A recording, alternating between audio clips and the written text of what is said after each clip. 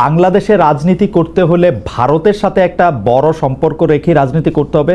আপনার কাছে কি মনে হয় এই সময় ভারতের সাথে বড় সম্পর্ক কারা রাখতেছেন এবং জামায়াতে ইসলামীর সাথে ভারতের সম্পর্ক আসলে কেমন?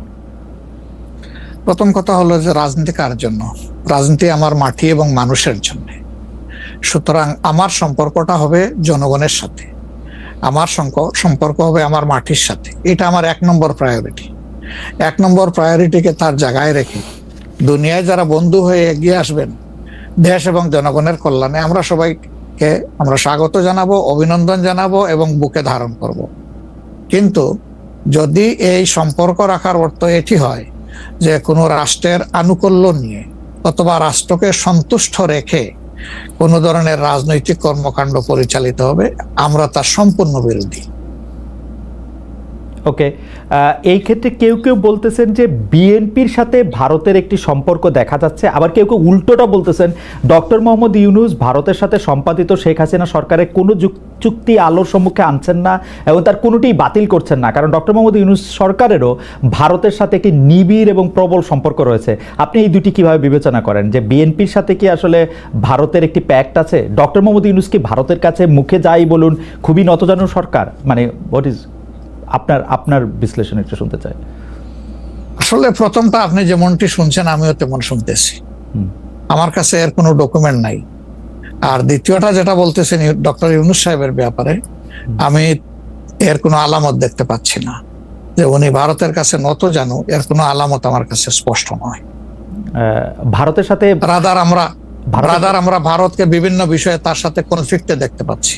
ভারতের সাথে হাসিনা সরকারের সম্পাদিত চুক্তিকে তিনি সামনে আনতেছেন না, এইটা একটা অভিযোগ। আরেকটা অভিযোগ হচ্ছে ভারত একতরফাভাবে ট্রান্সশিপমেন্ট এবং স্থলবন্দর দিয়ে মাল আনা নেওয়া বাতিল করলো, এর বিপরীতে বাংলাদেশ কোনো ব্যবস্থাই নেয় নাই এখন পর্যন্ত। আসলে বাংলাদেশের নেওয়ার সেই সুযোগটাও কতটুকু আছে না আছে সেটা বিবেচনায় নিতে হবে। 2 নম্বর হচ্ছে যে ইউনূস সরকার এখন দায়িত্বে আছেন, আমি ক্ষমতায় বলবো না, এই দেশের জনগণই তাকে দায়িত্ব দিয়েছে, উনি দায়িত্বে আছেন। উনি দায়িত্বে আসার পরে এটা ঠিক যে ভারত বলেছে নির্বাচিত সরকার আসলে তারা দেশকে সহযোগিতা করবে, তা এখানে কি বার্তা দেওয়া হলো তাহলে? সুতরাং এটা কোনোভাবেই টিকে না বিষয়টা। আর এই সরকারের অনেকগুলা প্রায়োরিটি আছে। চুক্তি সম্পাদন হয়েছে 2টা সরকারের মধ্যে ইতিপূর্বে। সেই সরকার নির্বাচনে তার আইনগত এবং নৈতিক বৈধতা কতটুকু ছিল সে নিয়ে হয়তো প্রশ্ন থাকতে পারে, কিন্তু 2টা সরকারের মধ্যে চুক্তি সম্পাদিত হয়েছে এবং পলিটিক্যাল গভর্নমেন্ট দুইটাই, ইন্ডিয়া পলিটিক্যাল গভর্নমেন্ট, বাংলাদেশেও পলিটিক্যাল গভর্নমেন্ট। এই ধরনের কিছু ম্যাটার আছে যেগুলো আসলে পলিটিক্যাল গভর্নমেন্টকেই রিজলভ করতে হবে। যেমন কিছুদিন আগে আপনারা মানবিক করিডোর নামে একটা বিষয়ের কথা শুনেছেন, আমরা কিন্তু A to Z বলেছি নো, এটাই সরকারের ফাংশন হওয়া উচিত।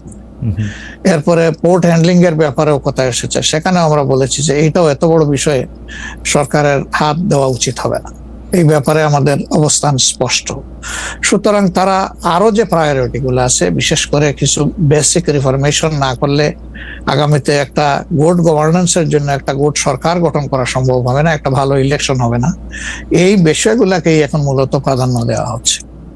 আপনি সম্প্রতি এক ভাষণে বলেছেন, আরেকটা প্রসঙ্গে যায়, যে সেই গণতন্ত্র হালাল যার মাধ্যমে আল্লাহর বিধান কায়েম করা যাবে, বুলেট নয় ব্যালটের মাধ্যমে যেতে হবে।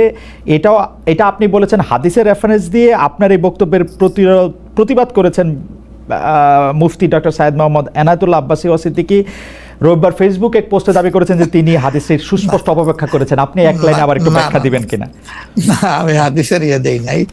আমি বলেছি যে ডেমোক্রেটিক যে প্রসেসটা, এটা রাসূল করিম সাল্লাল্লাহু আলাইহি সাল্লামের পরে যারা রাষ্ট্র পরিচালনা করেছেন খোলাফায়ে রাশিদিন তাদের সময় ছিল, এবং এটা বাস্তবতা আমরা সবাই জানি। হযরতে ওমর খুতবা দিতে দাঁড়াইছেন, সাধারণ মুসল্লি বলছে আমি আপনার খুতবা শুনবো না। কেন শুনবেন না? ওই যে আমরা কুশাগার থেকে কাপড় পাইলাম, আমার কাপড়ে লম্বা জামা হইলো না, আপনারটাই লম্বা জামা হইলো কেমনে? এই তো সেম কাপড় দেখতেছি। তখন তিনি তার ছেলে আব্দুল্লাহ ইবনে ওমরকে বলেছিলেন, বাবা তুমি এবার জবাব দাও। তিনি দাঁড়াইয়া বললেন যে দেখেন, বাবা তো রাষ্ট্রের দায়িত্বশীল, তার সাথে বিভিন্ন বিদেশি প্রতিনিধি দল আসে, এই রাষ্ট্রের সম্মানে আমি বাবাকে বলেছিলাম যে বাবা আমাদের পোশাক 2 টুকরা করে কাটার দরকার নাই, আপনি অনুমতি দিলে আমি কুশাগারকে রিকোয়েস্ট করতে চাই যে আমাদের 2 পিস না কেটে দিয়ে দেওয়ার জন্য, সেটা দিয়ে আপনি জামা বানান। তো আমার বাবা এবং আমার 2 পিস মিলে উনার 1 পিস হয়েছে, এবং তাই উনার জামা লম্বা। তো লোকটা বসে আল্লাহ শুকরিয়া আদায় করে বললেন যে খলিফাতুল মুসলিমিন, এবার আপনি আপনার খুতবা দেন, আমি শুনবো, মন ভরে শুনবো। তো এই দেখেন, এটাই তো বিউটি অফ ডেমোক্রেসি। ওই যে আপনি ফ্রিডম অফ এক্সপ্রেশন বললেন, এর চাইতে ভালো ফ্রিডম অফ এক্সপ্রেশন কোথায় পাবেন আপনি? তা আমি বলেছি যে না, গণতন্ত্র হচ্ছে এটা কোনো ইজম না, এটা আপনি নিজেও জানেন। গণতন্ত্র কোনো মতবাদ না, it's a way to establish your ism. আপনি যেটা চয়েস করেন, এটা ক্যাপিটালিজম হইতে পারে, সোশ্যালিজম হইতে পারে, কমিউনিজম হইতে পারে, এরকম যেটাই হোক সেটা আপনি করবেন। কিন্তু এটা একটা ওয়ে, এই বাহনের উপরে আপনি চড়ে যাবেন। সেটা যদি আল্লাহর দিন কায়েমের উদ্দেশ্যে হয়, তাহলে অবশ্যই এটা মুসলমানদের জন্য হারাম হওয়ার কথা না। এখন আমার কথার সাথে তো ডিফার করতেই পারেন, উনি একজন লার্নেড মানুষ, আমি তাকে রেসপেক্ট করি, এবং কারো ডিফারেন্সটাকেও আমি রেসপেক্ট করি। কারণ এটা না হলে তো আপনার ফ্রিডম অফ এক্সপ্রেশন থাকবে না, এবং মাল্টিকালচারাল